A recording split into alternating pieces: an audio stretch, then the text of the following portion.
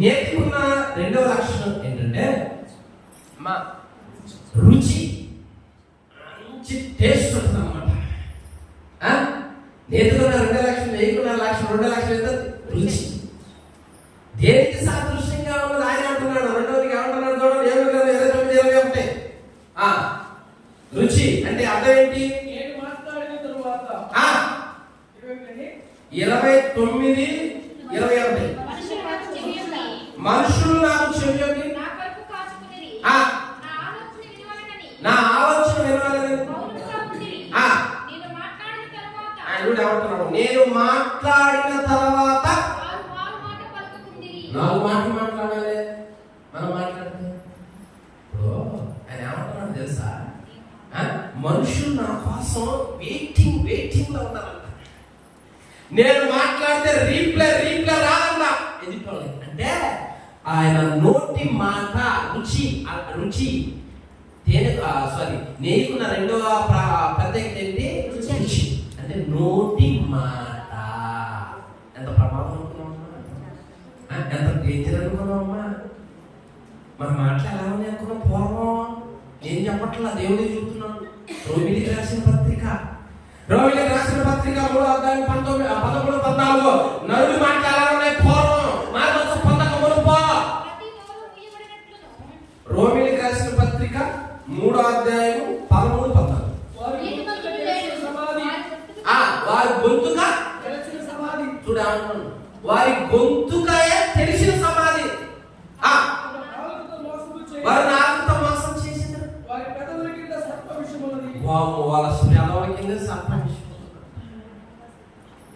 అంటే పూర్వం మన ఊరు ఎట్లుంది?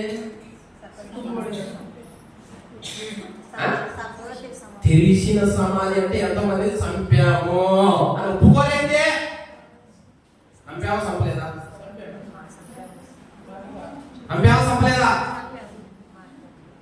ఏదమ్మా డౌట్? అంటే వేరే అంటే ఏం చెప్పాల్సి? తన సహోదరుని ద్వేషించువాడు నరహంతకుడు.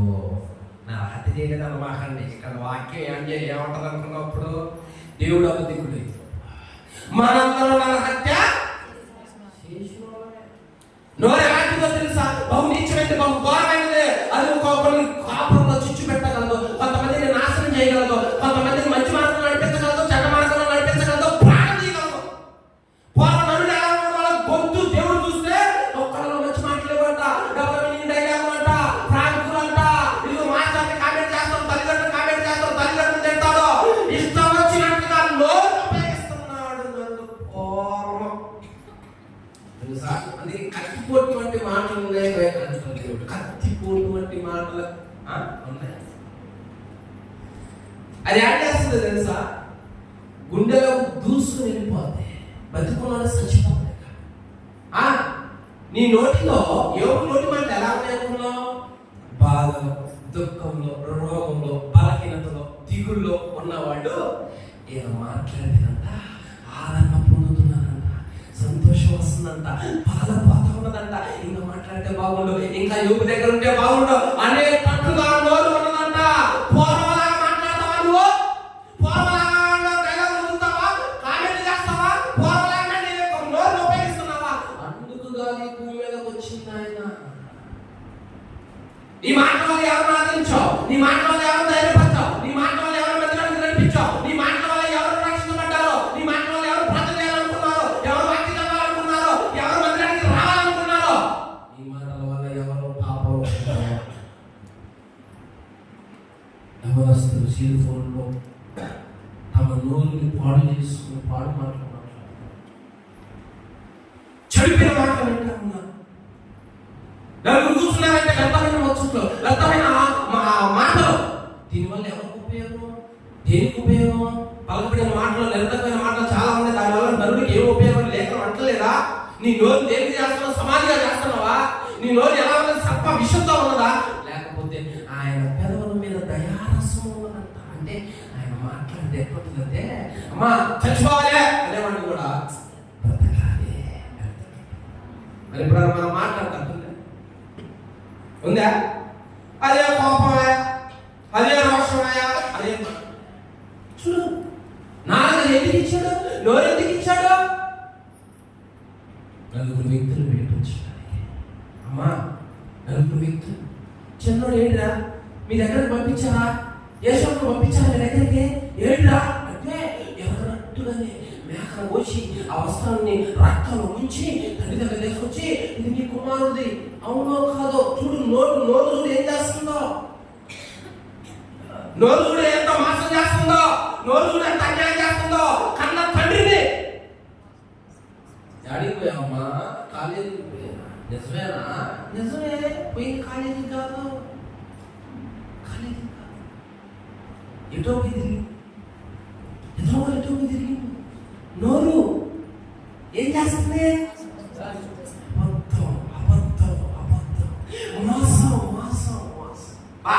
ఈ చెప్పు చూసుకుంటే ఎంతమంది ఎన్నిసార్లు ఎంతమందిని మోసం చేశాం. మనం మోసం చేస్తాం.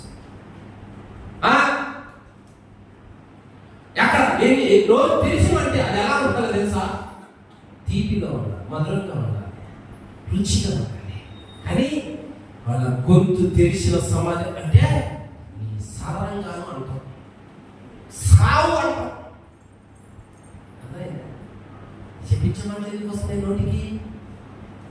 పాడైపోయే మాటలు ఎందుకు వస్తున్నాయి నోటికి? దీవించాలి, దేవుడు ప్రాణం ఇచ్చిన దేవుడే నాశనం కావాలని అనలేదే. ప్రాణం ఇచ్చిన దేవుడే నువ్వు సాగాలని అనలేదే. నరుడు ఎందుకు అంటున్నాడంటే ఆ నోరులో ఏముంది? సర్పవిషయం ఉంది. ఆ నోరు తెరబడింది సమాధిలాగా. ఎప్పుడైనా దీర్ఘాయుష్మంతుడు కాదు అనా? ఈ మధ్యకాలంలో తల్లిదండ్రులు పిల్లలు సత్యంగా నాకు తెలియకడుగుతా, ప్రాణం ఇచ్చిన ఆయన కూడా మాట్లాడాల. అన్ని దేవుడు చేస్తున్నాం, తింటా ఉన్నాం, అనుభవిస్తా ఉన్నాం. పిల్లలన్నప్పుడు అంత ఇష్టపడుతుంది. ఎందుకనేది దీర్ఘాయుష్మంతులు కావాలి అని అనలేదా? గొప్ప శాంపులు కావాలి, గొప్ప రేంజ్ లో ఉండాలి, అనేకులకు ఆదర్శంగా మంచి సాక్షితో ఉండాలి, రుచికరమైన మాటలతో నా బిడ్డ మాట్లాడితే అనేకుల హృదయాలు తెరవబడాలి అని కోరుకోవాలి. భూమి మీద నరులు ఎంత వేదంతో ఉన్నారో తెలుసా? ప్రసంగి 4:1 ఎలా ఉన్నారంటే ప్రసంగి 4:1 భూమి మీద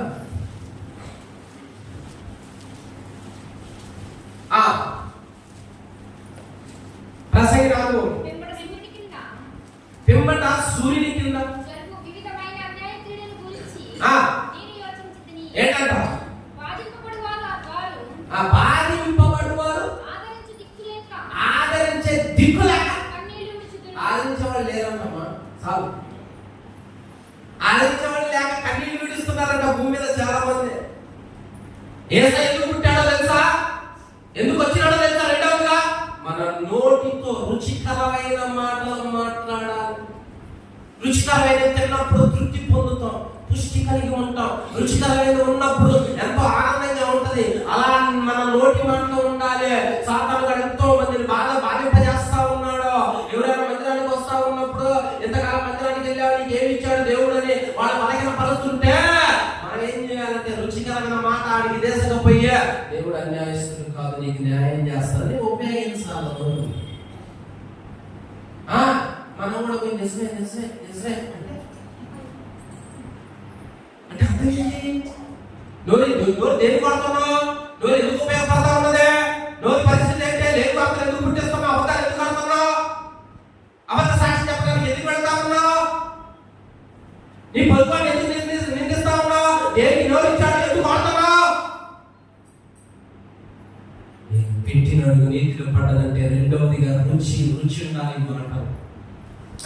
మందిరానికి వచ్చినప్పుడు కొంతమంది తెలుసు తెలియక దొరుకుతూ ఉంటాం. రుచికరమైన మాటలు కలిగిన వాళ్ళు ఏం చేయాలంటే, చూడు ఆలస్యమైన ఏదైనా దేవుని సన్నిధిలోనే మనం ఉన్నాం. మనందరం దేవుని పెట్టాం. అవన్నీ పట్టించుకోకూడదు. ఎదగాలి, కుటుంబాలను కట్టుకోవాలి, పరలోకానికి వెళ్ళాలి. ఈ సర్ది చెప్పడం ఉండాలి. నాకే పాటిస్తాం, నాకు ఈ రాయా వాళ్ళనే ఎక్కువ ప్రేమిస్తున్న మమ్మల్ని ప్రేమించారా? గొనుకులు సొనుకులు నోరేగా ఆరింటికి ఎక్కువ బాబులు పాయించుకున్నాడు. ఆరింటికి ఎక్కువ ప్రార్థన చేస్తాం, మాకు ఎక్కువ ప్రార్థన చేయాలి. నీ నోటి ద్వారా ఎంత మందిని ఆదరించి మందిరానికి నడిపించారు. నశించిపోతున్న ఆత్మలు ఎన్ని ఉన్నాయి? నీ నోటి ద్వారా ఎవరు విడుదల పొందారు?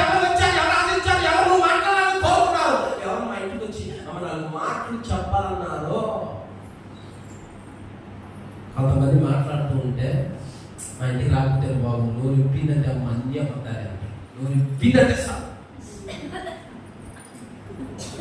అంటే రుచి లేదు. ఆ మాటలో ఏముందో తెలుసా? ఆ మాటలో బతకాలనేవాడిని చంపేటట్టు, పోరాడాలనేవాడిని వద్దు అనేటట్టు అటుంటనే కొంతమంది మాటలు. యోగులకు జనం కాసుకున్నారంట, యోగులకు వెయిటింగ్ లో ఉన్నారంట. రాయ మాకు ఏం చేయాలి అర్థం కాక నోరు విప్పాయా, నోరు విప్పితే గుత్తులు గుత్తులుగా వస్తాయా మాకు ఆలోచనలు. తర్వాత అన్నం చూడండి, నోరు గుత్తులు గుత్తులా నా మాటలు వచ్చిన వాళ్ళ మీద. ఎవరి తర్వాత నేను మాట్లాడిన తర్వాత మాట పలకలేదు. ఎవరి తర్వాత అబ్బా చూసావా అమ్మా అన్ని ఉన్నాయి, అన్ని సంతోషం. దిక్కులేని వాళ్ళని ఆదరిస్తారు, అనాథలను ఆదరిస్తారు. ఎవరినైనా ఏ మాట చెప్పి సంతోషింపజేయాలో, ఏ మాట చెప్పి కోపాన్ని ఆపాలో అది బాగా తెలుసు. మీకు తెలుసా? మాకు తెలుసా?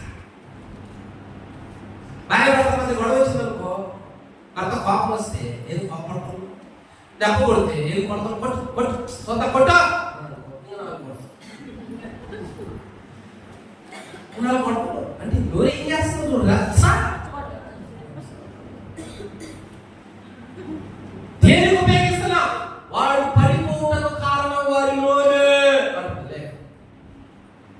యేసుక్రీస్తు వారు అలా నోరుని ఉపయోగించాలా? నోరు విప్పాడంటే దెయ్యాలలో పారిపోవాలా, బలహీనతలు పోవాలా, రోగాలు పోవాలా, పంచబడిన వాళ్ళు విడిపించబడాలా. దేనికి నోరు విప్పుతున్నాం? ఈ ప్రాంతంలో వాళ్ళందరూ రక్షించబడి ఈ మందిరానికి రావాలి ప్రభువా అని నోరు విప్పావా, గల విప్పావా, పోరాడా? దాన్ని ఉపయోగించి నా కుటుంబానికి రక్షణ, నా బిడ్డలకు రక్షణ ఏం చేస్తే రక్షించబడతారో ఉపయోగించా. రుచికరమైన మాట ప్రార్థన. ఎంతమంది పాపలు ఉండి ఏం చేయాలి అర్థం కాక, ఎలా బయటికి రావాలి అర్థం కాక అల్లాడిపోతా ఉందంటే పోయి వాళ్ళ మీద కనికరపడి వాళ్ళకి దేవుని వాక్యం చెప్పి విడిపించాలి. అయితే ఎందుకు నోరు ఉపయోగించాలి? అయితే అదిగో రావుడు అలా చేస్తాడు. నువ్వు ఏదే మాట అనుకోతాం. ఇది ఆ అమ్మాయి కూడా ఈ అబ్బాయి కూడా ఇది ఆ మాత్రం ఏసై తెలియదు. మరి ఆ మాత్రం ఏసై చెప్పడం. మరి నేను పుట్టింది ఎందుకంటే నీ మాటలు రుచికరంగా ఉంటేనే నేర్చుకోను. ఆదరించడానికి, ఓదార్చడానికి, రక్షించడానికి నేను వచ్చాను. నువ్వేంటి మరి షట్టులని జనాలు చెబుతున్నావు, సాటింపు చేస్తున్నావు, ఇల్లు తిరుగుతున్నావు, ఇంటింటికి చెబుతా ఉన్నావు. నాకు తెలియదుగా, నాకు తెలియక నీకు తెలిసిగా. చేతనైతే నలుగురిని బాగు చేయాలి, నలుగురి నుంచి ప్రార్థన చేయాలి, నలుగురి నుంచి మొరపెట్టాలి. చెడ్డ సాక్ష్యం చెప్పడానికి నోటిని ఎప్పుడు ఉపయోగించకూడదు. అలా ఉపయోగిస్తే ఆ గొంతు తెరిచిన సమాధి అంటే అలా ఉన్న పూర్వం, అలా ఉన్న పూర్వం. ఇప్పుడు ఎవరేం చేశాడంటే ఆయన వచ్చాడుగా, వాక్యంలో వచ్చిందిగా, చేయగలిగిన దేవుడు ఈ భూమి మీద వచ్చినాడుగా. నా బిడ్డలకి స్థితి ఉండకూడదు, మీరు మాట్లాడాలా, అనేకులను ఆదరించాలా, నా బిడ్డలు, నా సైన్యం, నా కుమారులు, నా ప్రతిబింబాలను ఈ వాక్యం చేసుకొచ్చిన తర్వాత అప్పుడు దేన మనసు కలిగి అందరికీ వాక్యం చెప్పడం అనే విధంగా మాట్లాడటం ఇప్పుడు నేర్చుకోవడం. అందుకు వచ్చామే భూమి మీదకే. అందుకే నా మాటలు నీ నోట ఉంచి ఉన్నా. 1:9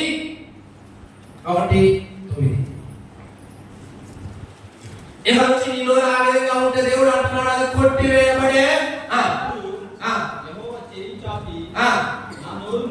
ముట్టి ఇలాగ సెలవిచ్చెను, ఇదిగో నేను నీ మాట నీ నోట నా మాటలు ఉంచి ఉన్నాను. హల్లెలూయా. పాత నోరు కొట్టివేయబడి, తెచ్చిన సమాధి ముయ్యబడే. ఇదిగో ఆయన మాట మన నోట ఉండును గాక. ఆమేన్ చెప్పింది. ఆమేన్ అన్నారు. ఉందా? ముగించాలని ఉందా? మరి ఏంది? ఉత్సాహంగా, ఆనందంగా, సంతోషంగా ఆమె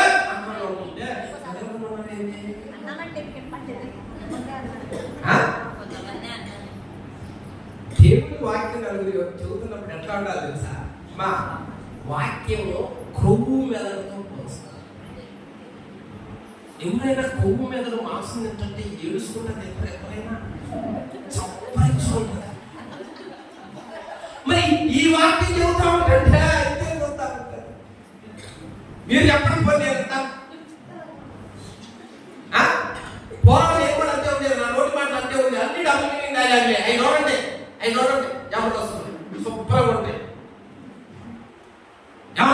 చూపిస్తుంటే వాళ్ళు మాట్లాడే మాటలు ఒకటి డబుల్ మీనింగ్ డైలాగ్ ఆలోచన ఆడిపోతుంది. చూడు, జీవం కలిగిన దేవుని మనం అనుసరిస్తున్నాం. ఆయన మార్గంలో ఉన్న మనము ఆయన పోలిలో పుట్టిన నరుని సాతాను మోసం చేస్తా ఉంటే ఇది తప్పు. అది నోరు తెరవాల్సిన మనమే మన నోటిని ఎలా ఉపయోగిస్తా ఉంటే ఎట్లా? పిల్లలు ఆ మాట్లాడితే మూతి మీద కొట్ట. దేవుడు ఏమంటా తెలుసా? నా నోటిని ముట్టి ఇదిగో నీ నోట నా మాటలు ఉంచాను అన్నాడు. హల్లెలూయా. నేర్చుకున్న రెండవ లక్షణం ఏంటి? అందరికీ వినగలిగిన చెవిని దేవుడు ఇచ్చునుగా, వాక్యము పాటించే కృపను కూడా ఇచ్చునుగా. రెండోసారి ఏం రాకూడదు అంటారు.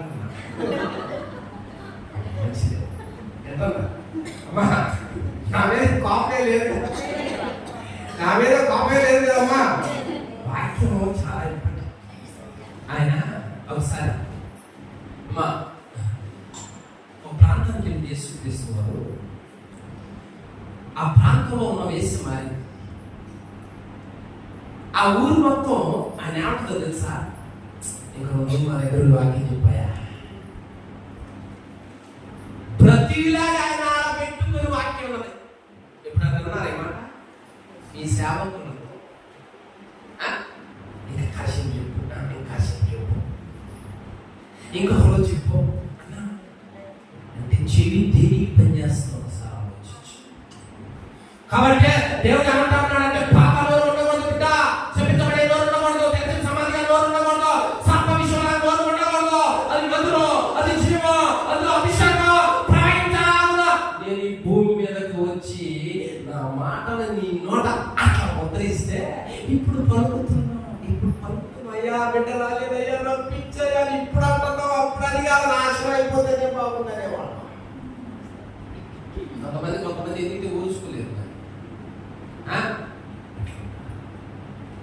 నీకున్న రెండవ లక్షణం రుచికరమైన మాటకి అట్లా కూడా ఆయన ఆ రోజుల్లో తిరుగులేదు.